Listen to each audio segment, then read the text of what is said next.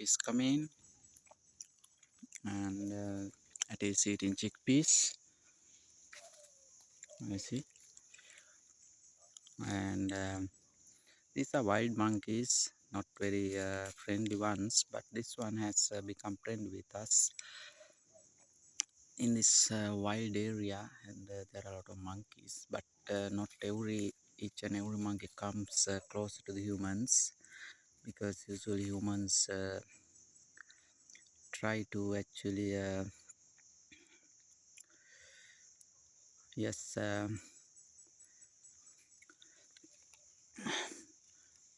people usually scare them off, because they just do harms to the crops. You see, in this wild there is no crops here to be destroyed.